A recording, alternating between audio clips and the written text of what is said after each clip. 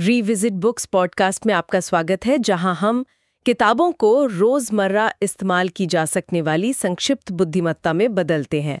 आज हम एक ऐसी किताब के विचारों पर बात करने वाले हैं जो बताती है कि जीवन में वो सबसे बेहतरीन, सबसे यादगार पल वो कब और कैसे आते हैं। ये किताब है मिहाई चिकसेंटमिहाई के काम का संग्रह और इसका शीर्षक है flow and the foundations of positive psychology. बिल्कुल। चिकसेंटमिहाई 20वीं सदी के बहुत ही प्रभावशाली मनोवैज्ञानिकों में से एक थे और उन्हें खास तौर पर जाना जाता है प्रवाह यानी फ्लो की अवधारणा के लिए।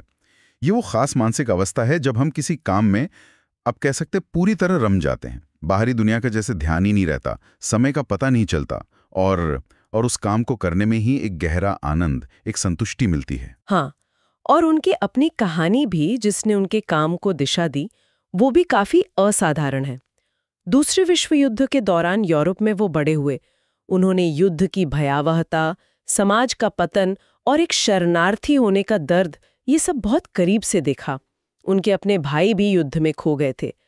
तो इन अनुभवों ने उन्हें सोचने पर मजबूर किया कि आखिर इंसान खुशी कैसे पाता है और इस तरह की त्रासदियों को भविष्य में कैसे रोका जा सकता है। हाँ, उन्होंने महसूस किया कि मनोविज्ञान का ध्यान उस समय सिर्फ मानसिक बीमारियों और समस्याओं को ठीक करने पर बहुत ज्यादा केंद्रित हो गया था। जैसा उन्होंने खुद भी कहा कि मनोविज्ञान अपनी दो और जरूरी भूमिकाओं को जैसे भूल ही गया था। कौन सी भूमिकाएं? एक तो सामान्य लोगों के जीवन को बेहतर और ज्यादा सार्थक बनाना, और दूसरा इंसानी क्षमताओं और प्रतिभाओं को उनको विकसित करना। वो समझना चाहते थे कि इंसान सिर्फ जीवित ही नहीं रहता, बल्कि वो कब सचमुच जीता है, कब वो अपनी पूरी क्षमता का अनुभव करता है। और इसी खोज ने उन्हें सकारात्मक मनोविज्ञान यानी पॉजिटिव साइकोलॉजी की नींव रखने वालों में से एक बना दिया। तो चलिए इस जरूरी किताब के कुछ मुख्य विचारों को थोड़ा और गहराई से समझते हैं और ये जानने की कोशिश करते हैं कि ये विचार हमारी रोजमर्रा की जिंदगी में कैसे मायने रखते हैं। सबसे पहले ये बात करें कि ये चर्चा किन लोगों के लिए खास तौर पर उपयोगी हो सकती है, मतलब कौन है वो जिन्हें इन विचारों से सबसे ज्यादा फायदा हो सकता है। मेरे ख्याल से तो ये उन सभी के लिए है जो अपने जीवन में ज्यादा संतुष्टि, ज्यादा जुड़ाव और शायद एक गहरे अर्थ की तलाश में हैं। वो लोग जो कभी-कभी महसूस करते हैं कि उनका जीवन बस बीत रहा है, बिना किसी खास आनंद या उत्साह के, या फिर वो लोग जो अक्सर ऊब, बोरियत या फिर चिंता, एंग्जाइटी जैसी अवस्थाओं में खुद को फंसा हुआ पाते हैं और इनसे बाहर निकलने का रास्ता खोज रहे हैं। और शायद उनके लिए भी जो अपनी एकाग्रता, कंसंट्रेशन या अपनी रचनात्मकता, क्रिएटिविटी या किसी काम में अपने प्रदर्शन को बेहतर बनाना चाहते हैं, चाहे वो ऑफिस का काम हो, पढ़ाई हो, कोई कला हो या फिर कोई खेल। निश्चित रूप से, बिल्कुल, क्योंकि प्रवाह की अवस्था इन सभी चीजों से सीधी जुड़ी हुई है। और हाँ, ये उन लोगों के लिए भी बहुत प्रासंगिक है जो बाहरी इनामों से, जैसे पैसा है, शोहरत है या दूसरों की तारीफ, इनसे आगे बढ़कर आंतरिक प्रेरणा, इंट्रिंसिक मोटिवेशन जिसे कहते हैं, उसके स्रोतों को समझना चाहते हैं और अपने जीवन में जगाना चाहते हैं। संक्षेप में कहें तो ये किसी भी व्यक्ति के लिए है जो अपने अनुभव की गुणवत्ता को, मतलब अपने जीवन के हर पल को बेहतर बनाना चाहता है। तो इस किताब से मिलने वाले कुछ सबसे महत्वपूर्ण सबक या विचार क्या हैं? कुछ मुख्य बिंदुओं पर नजर डालते हैं। पहला और शायद सबसे प्रसिद्ध विचार तो प्रवाह या फ्लो ही है, जैसा आपने शुरू में बताया। पहला मुख्य विचार है प्रवाह, फ्लो की अवधारणा। जैसा हमने कहा, ये किसी गतिविधि में पूरी तरह से खो जाने, तल्लीन हो जाने की अवस्था है। जब कोई व्यक्ति प्रवाह में होता है तो उसका पूरा ध्यान सिर्फ उसी काम पर होता है, बाकी सब कुछ जैसे गायब हो जाता है। और ये एक बहुत ही सकारात्मक, पॉजिटिव और ऊर्जा देने वाला अनुभव होता है। इसके लक्षण क्या हैं? मतलब कैसे पता चलता है कि कोई प्रवाह की अवस्था में है? चिकसेंटमिहाई ने दुनिया भर में अलग अलग तरह के लोगों से बात की थी ना, कलाकार, एथलीट, सर्जन। बिल्कुल। उन्होंने कई सामान्य लक्षण पहचाने। सबसे प्रमुख है गहरी एकाग्रता, फिर काम और जागरूकता का मिल जाना, यानी आप जो कर रहे हैं वही सोच रहे हैं, दिमाग कहीं और नहीं भटक रहा। अपनी स्व की चेतना का कम हो जाना, मतलब आप ये नहीं सोचते कि आप कैसे दिख रहे हैं या लोग क्या सोच रहे होंगे। स्थिति पर नियंत्रण का एहसास, भले ही चुनौती मुश्किल क्यों ना हो। समय का बोध बदल जाना, जैसे घंटे मिनटों जैसे लग सकते हैं या मिनट घंटों जैसे। और सबसे जरूरी, वो गतिविधि अपने आप में आनंददायक लगना। Intrinsically rewarding. उसे करने का मकसद बस उसे करना ही होता है, कोई बाहरी लक्ष्य नहीं। कुछ उदाहरण जो किताब में दिए गए हैं वो वाकई से अच्छी तरह समझाते हैं। जैसे एक रॉक क्लाइंबर का कहना था, हाँ हाँ, वो कहते हैं, जब मैं चढ़ना शुरू करता हूँ तो जैसे मेरी याददाश्त मिट जाती है, मैं सिर्फ अगले कुछ पलों के बारे में सोच सकता हूँ। या एक संगीतकार ने बताया था, जब मैं काम में डूब जाती हूँ तो दुनिया बाहर बंद हो जाती है, फोन बजता रहे, दरवाजे पर कोई आता रहे, मुझे पता ही नहीं चलता। बिल्कुल।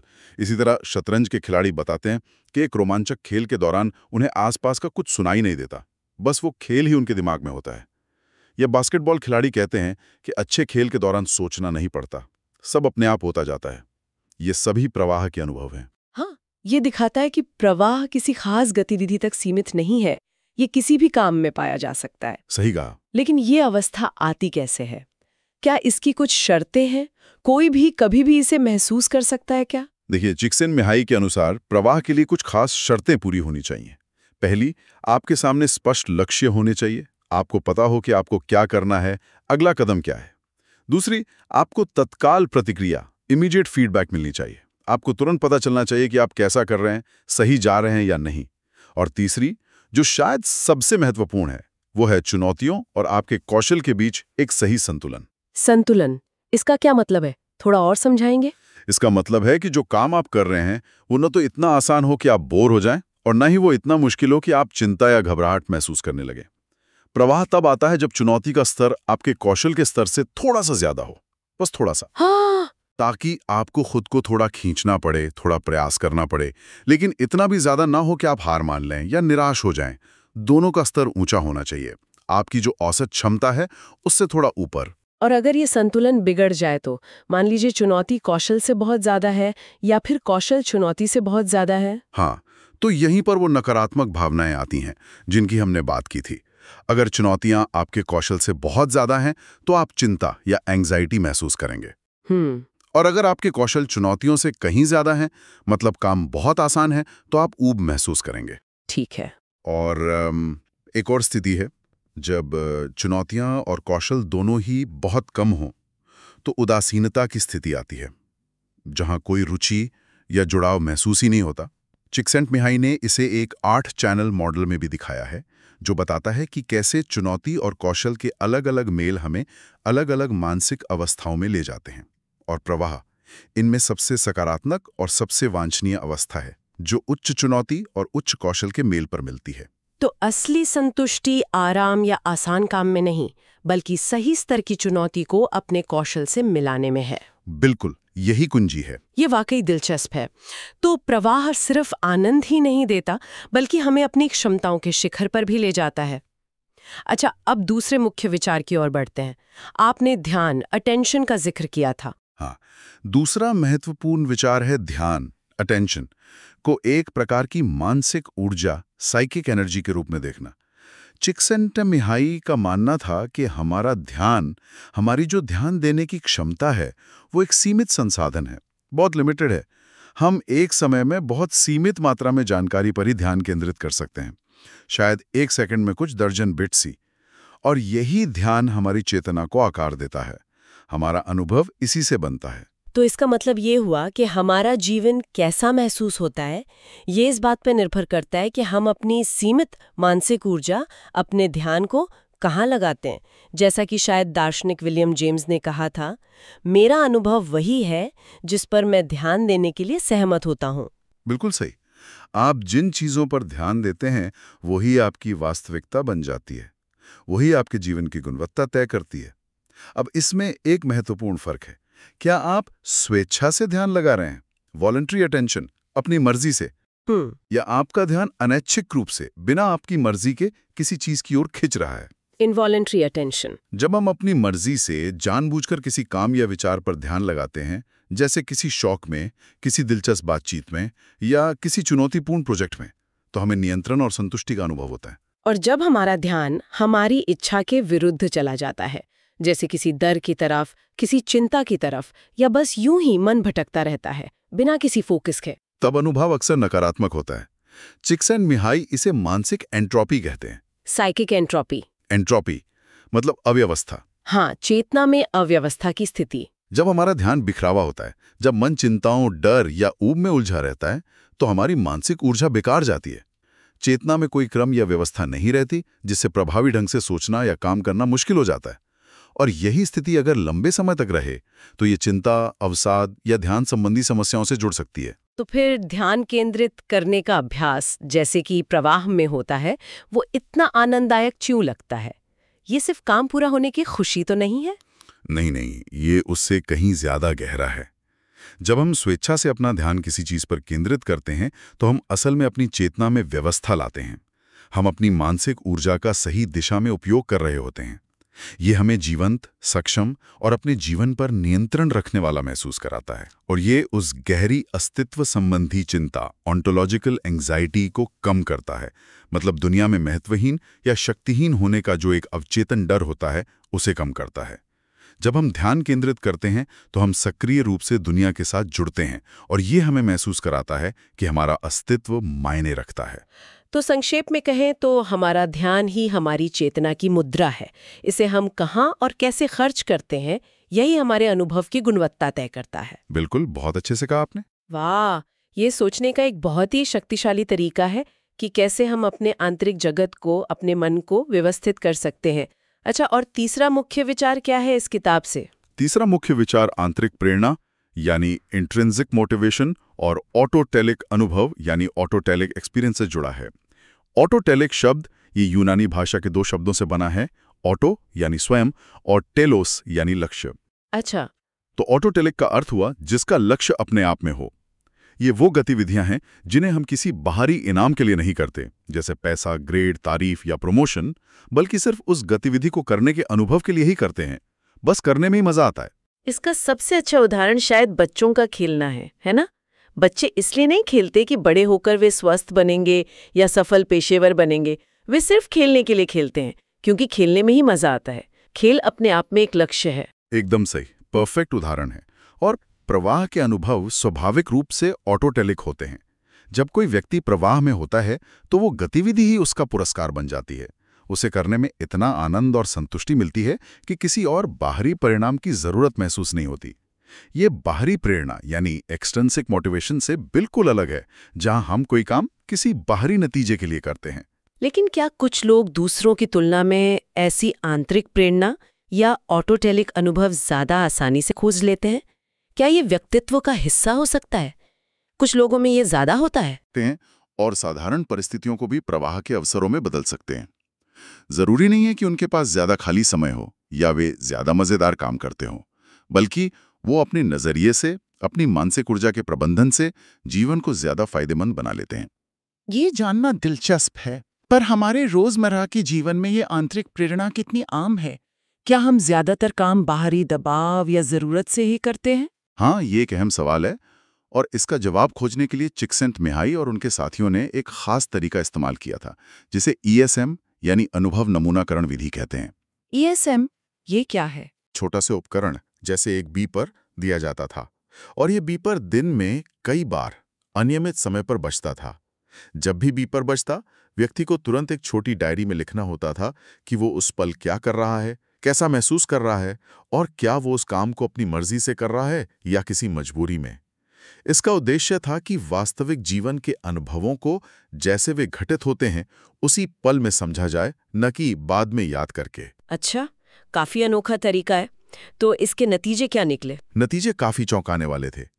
अध्ययनों से पता चला कि औसतन लोग अपने जागने के समय का केवल 20-22% हिस्सा ही आंतरिक रूप से प्रेरित महसूस करते हुए बिताते हैं। सिर्फ 20-22%? हाँ, और ये भी ज्यादातर अवकाश की गतिविधियों में होता है, जैसे खेल, शौक या दोस्तों के साथ बातचीत में। और बाकी समय, जैसे काम पर या घर के कामों में या गाड़ी चलाते हुए? उन गतिविधियों में आंतरिक प्रेरणा स्तर बहुत कम पाया गया। लोग अक्सर इन कामों को इसलिए करते हैं क्योंकि उन्हें करना पड़ता है, Had to do it. और वो उस समय कुछ और करना ज्यादा पसंद करते। Wish to be doing something else. हालांकि ये भी देखा गया कि जरूरी काम भी कभी-कभी आंतरिक रूप से फायदेमंद महसूस हो सकते हैं, खासकर अगर उनमें प्रवाह की शर्तें, स्पष्ट लक्ष्य, प्रतिक्रिया और चुनौती कौशल संतुलन मौजूद हों। तो यहाँ मुख्य बात यह है कि खुशी बाहरी इनामों में उतनी नहीं है जितनी कि किसी भी काम को, यहाँ तक कि जरूरी काम को भी अपने आप में एक इनाम बना देने की क्षमता में है। बिल्कुल। ये हमें सोचने पर मजबूर करता है कि हम अपने जरूरी कामों को भी कैसे ज्यादा आकर्षक, ज्यादा इंगेजिंग बना सकते हैं। चलिए, आप चौथे और शायद आखिरी मुख्य बिंदु पर आते हैं। चौथा मुख्य बिंदु प्रवाह और व्यक्तिगत विकास, ग्रोथ या जटिलता, कॉम्प्लेक्सिटी के बीच के संबंध को उजागर करता है। प्रवाह सिर्फ एक सुखद अनुभव ही नहीं है, ये हमें एक व्यक्ति के रूप में विकसित होने में, ग्रो करने में भी मदद करता है। वो कैसे? मतलब कोई आनंददायक अनुभव हमें बेहतर कैसे बनाता है? जरा सोचिए, जब आप किसी गतिविधि में, मान लीजिए गिटार बजाने में कुशल हो जाते हैं, तो जो शुरुआती चुनौतियां थीं वो आसान लगने लगती हैं, है ना? हाँ, बिल्कुल। अब अगर आप प्रवाह का वो आनंददायक अनुभव जारी रखना चाहते हैं तो आपको क्या करना होगा? शायद कुछ और मुश्किल सीखना होगा, नई धुनें, नई तकनीक। ठीक का, आपको और मुश्किल धुनें सीखनी होंगी, अपनी तकनीक को और बेहतर करना होगा। यानी आपको नई, अधिक जटिल चुनौतियां ढूंढनी होंगी। और ऐसा करने से आपके कौशल और विकसित होते हैं। ये प्रक्रिया हमें लगातार अपनी क्षमताओं का विस्तार करने के लिए प्रेरित करती है। चिक्सेंटमिहाई के अनुसार यह हमें एक अधिक जटिल, कॉम्प्लेक्स व्यक्ति बनाती है। जटिल, यहाँ जटिलता का क्या मतलब है? नेगेटिव सेंस में तो नहीं? नहीं, नेगेटिव नहीं। यहाँ जटिलता का मतलब उलझावा होना नहीं है, बल्कि दो चीजों का बढ़ना है। पहला, विभेदन, यानी अधिक विशिष्ट, अनूठी क्षमताओं, रुचियों और ज्ञान का विकास करना। आप ज्यादा यूनिक बनते हैं। और दूसरा, एकीकरण, यानी खुद को बड़े सिस्टम से, जैसे परिवार, समाज, संस्कृति या पूरी मानवता से बेहतर और सार्थक तरीके से जुड़ा हुआ महसूस करना। आप ज्यादा कनेक्टेड महसूस करते हैं। तो प्रवाह की तलाश, वो जो हमें स्वाभाविक रूप से आनंद की ओर ले जाती है, वही हमें अनजाने में सीखने, बढ़ने और अपनी पूरी क्षमता तक पहुंचने के लिए भी प्रेरित करती है। ये एक तरह से हमारे व्यक्तिगत विकास का इंजन बन जाता है। बिल्कुल, बिल्कुल। प्रवाह हमें न केवल पल में जीना सिखाता है, बल्कि ये हमें भविष्य के लिए भी तैयार करता है। और यही बात इसे सकारात्मक मनोविज्ञान के मूल विचारों से जोड़ती है। सकारात्मक मनोविज्ञान सिर्फ समस्याओं को दूर करने पर ध्यान नहीं देता, बल्कि इंसानी ताकतों को पहचानने, उन्हें विकसित करने और जीवन को भरपूर व सार्थक बनाने वाले कारकों को समझने पर जोर देता है। और प्रवाह इस प्रक्रिया का एक बहुत अहम हिस्सा है, क्योंकि ये हमें सिर्फ अच्छा महसूस नहीं कराता, बल्कि हमें एक बेहतर, अधिक सक्षम और दुनिया से ज्यादा जुड़ा हुआ इंसान बनने में मदद करता है। प्रवाह सिर्फ मजा नहीं, ये विकास भी है। तो अगर हम इन सभी विचारों को एक साथ देखें, तो चिक्सेंटमिहाई का काम हमें ये सिखाता है कि सच्ची खुशी, या जिसे वे इष्टतम अनुभव, ऑप्टिमल एक्सपीरियंस कहते हैं, वो बाहरी परिस्थितियों पर या सिर्फ निष्क्रिय सुखों पर निर्भर नहीं करती, जैसे सिर्फ आराम करना या टीवी देखना, जो हमें अक्सर कम सक्रिय और शायद कम संतुष्ट महसूस कराता है। बिल्कुल। सच्ची संतुष्टि और जीवन का गहरा अर्थ उन गतिविधियों में सक्रिय रूप से शामिल होने से आता है, जो हमें चुनौती देती हैं, हमारे कौशल का उपयोग करती हैं, हमें स्पष्ट लक्ष्य देती हैं और हमें पूरी तरह से वर्तमान क्षण में डुबो देती हैं। यानी प्रवाह का अनुभव करने से ये एक सक्रिय प्रक्रिया है, कोई निष्क्रिय अवस्था नहीं। ये एक बहुत ही सशक्त करने वाला विचार है। ये हमें याद दिलाता है कि हम अपने अनुभवों के सिर्फ शिकार नहीं है, बल्कि हम उनके निर्माता बन सकते हैं। हम जानबूझकर ऐसी गतिविधियां चुन सकते हैं और अपने जीवन को इस तरह से ढाल सकते हैं कि प्रवाह का अनुभव करने की संभावना बढ़ जाए, चाहे वो हमारे काम में हो, हमारे रिश्तों में या हमारे निजी शौक में। हाँ, और एक अंतिम विचार के तौर पर चिक्सेंटमिहाई हमें एक और भी बड़ी तस्वीर देखने के लिए प्रेरित करते हैं। वे विकासवाद, इवोल्यूशन के संदर्भ में सोचते हैं। उनका सुझाव है कि अब जब हम इंसान विकास की प्रक्रिया के बारे में जागरूक हो गए हैं, तो हम निष्क्रिय रूप से इसके घटित होने का इंतजार करने के बजाय सचेत रूप से, कॉन्शियसली, जटिलता, कॉम्प्लेक्सिटी को अपने लक्ष्य के रूप में चुन सकते हैं, व्यक्तिगत स्तर पर भी और सामूहिक स्तर पर भी। इसका व्यवहारिक अर्थ क्या हुआ? मतलब रोजमर्रा की जिंदगी में इसे कैसे देखें? इसका मतलब है कि हम अपने जीवन में ऐसे चुनाव कर सकते हैं जो विभेदन को बढ़ावा दें, यानी हमारी अनूठी प्रतिभाओं, रुचियों और क्षमताओं को निखारें, खुद को ज्यादा यूनिक बनाएं और साथ ही एकीकरण को भी बढ़ावा दें, यानी हमें अपने से बड़े समुदायों, विचारों और मकसदों से जोड़ें, ज्यादा कनेक्टेड बनें। ऐसा करके हम सिर्फ जीवन जीने वाले प्राणी नहीं रहते, बल्कि हम स्वयं विकास की प्रक्रिया का एक सक्रिय, सचेत हिस्सा बन जाते हैं। हम अपने जीवन को और शायद दुनिया को भी थोड़ा और जटिल, थोड़ा और बेहतर बनाने में अपना योगदान दे सकते हैं। ये थी आज की चर्चा। हालांकि ये चर्चा किताब के पूर्ण पाठ का स्थान नहीं ले सकती, पर ये इसकी शिक्षाओं की एक झलक जरूर प्रस्तुत कर सकती है। मुझे उम्मीद है कि ये चर्चा उपयोगी लगी होगी और मैं आगे और भी साझा करने के लिए उत्सुक हूँ। अगली बार किस किताब पर बात हो, इस पर विचार किया जा सकता है।